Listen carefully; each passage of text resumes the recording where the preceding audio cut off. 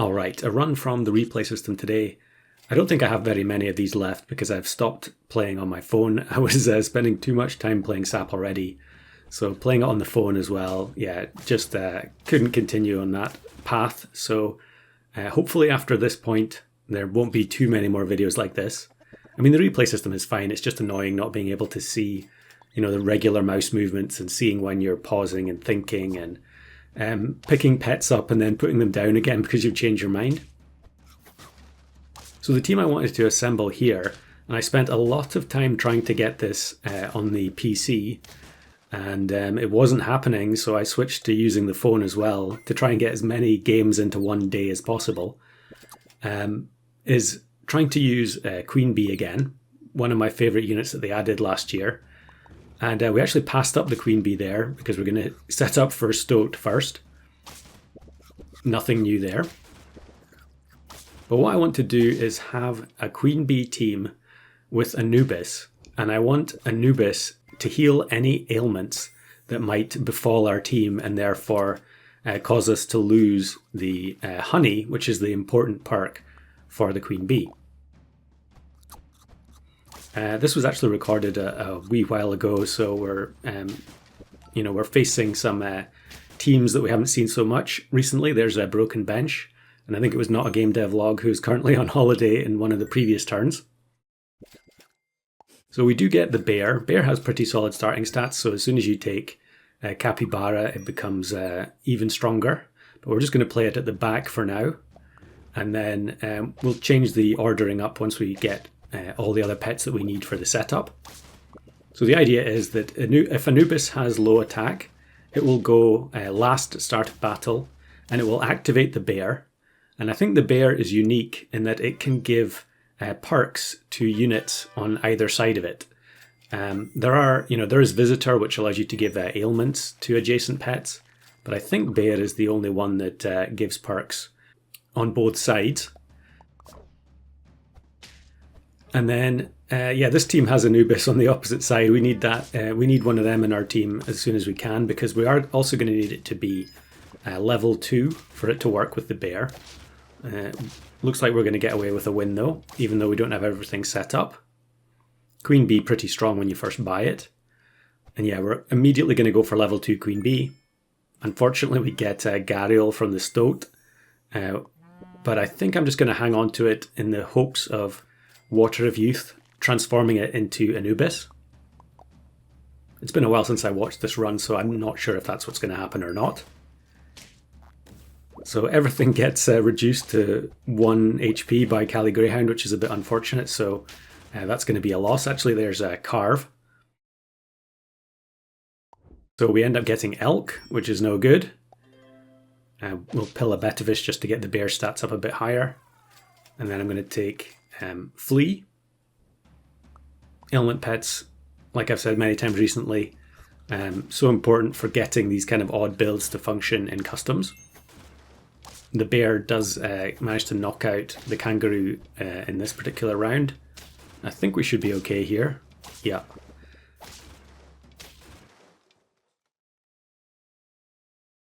I mean, I guess I mentioned it already, but yeah, one of the most common issues you face in customs is when you're running a build that requires a perk.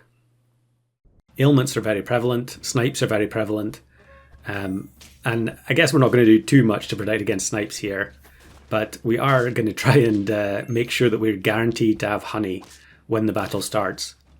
Of course, you can't guarantee it. There isn't actually like a version of churros that works for making something the last unit to activate at start of battle. Maybe there should be.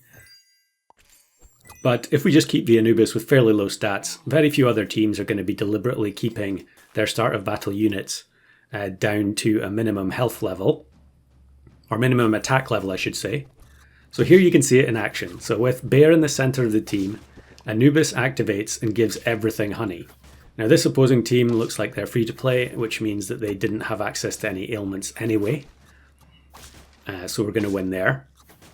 I actually had a slightly different build in mind for this, so I tried recording with a ton of different variations, and in the end I felt like I just had to take something strong like Spinosaurus to supplement the queen bee's ability. And then here we have our flea activating, and of course it finds a double whale shark opponent. But I think we're in a reasonably good shape here. We are actually going to heal the weakness that we gave from the flea. But yeah, it's definitely going to be enough again. So that actually puts us on 9 wins already. And after, working so hard on this on the computer and having a bit of a struggle, playing it on the phone seemed to be the magic solution.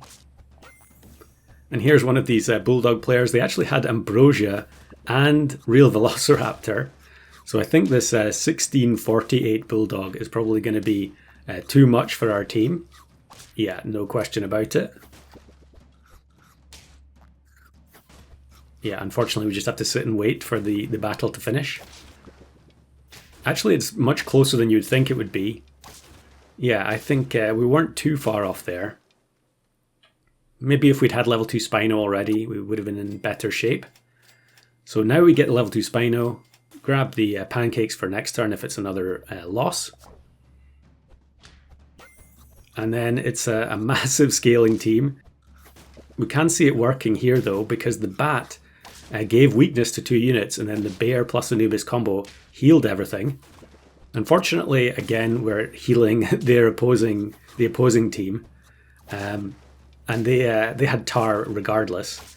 But fittingly, the bee on the queen bee is actually going to get us the win with this very unorthodox looking team on turn 13.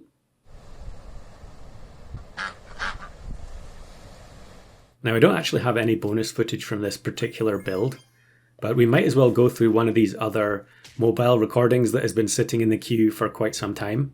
So this doesn't have anything to do with Queen Bee, Anubis, or Bear. So I'm not going to spoil what the final build is going to be. But yeah, we're just going to scrape a win here on turn 5. And Foo Dog, yep, continuing to be one of my favourite units, especially when you're trying to get these odd teams going. If you can high roll Foo Dog, it gives you a massive platform to be able to get an odd team going. Kind of an unusual team here. I mean, lots of common units, but you don't see many people playing Moth with a Parrot behind it. I guess they didn't really have anything else worth copying. But here I get the Fairy Armadillo, and then I'm going to use the Lollipop to swap the stats, and we immediately get it up to 11-10 stat line. So, Fairy Armadillo, maybe you can guess where we're going to go from here. Actually, we end up facing Yogru, Vulture Guy, but yeah, it's turn 7, and it's still Horse instead of Vulture. But I think we're going to lose regardless. Yes, definitely. Well, actually, it was quite close in the end. Maybe if we'd had a bit more in terms of the mana snipe. So we take the level up, we take the Bad Dog for the Evil Book, and then we're also going to take Chameleon. Now this one, the reason I didn't actually upload this was because after recording this game, I think the next weekly immediately had this combo in it. So there were suddenly a lot of videos with Chameleon plus Evil Book. And so I decided to just hang on to this one and save it. So we're going to play for multiple Chameleons, and we're going to try and get a higher level Evil Book as well. The difficulty there is trying to keep the Chameleons alive so that you actually get all of the activations of the Evil Book. As you can see, the second Great One comes in, knocks out the Chameleons, so we only got one loop. But if we can find Lemon or Potato or something, we can hopefully prevent that from being an issue. And actually here it's kind of funny that we're playing Nudibranch, but we've actually got duplicates on the team. And I guess at this point I either didn't even, maybe I didn't notice that I still had, that I had a duplicate, or I was just keeping it for the 11-9 stat line. I don't remember. So yeah, I think now that the unit at the back has 13 HP, it should be able to survive. And here you can see a little bit of connective tissue with the previous run, is that we actually end up facing this very rare Seagull plus Honey Queen Bee team. And although they managed to survive the snipes from the Great One, the level 2 Fairy Armadillo with Garlic is so powerful. It just eats its way through the entire team.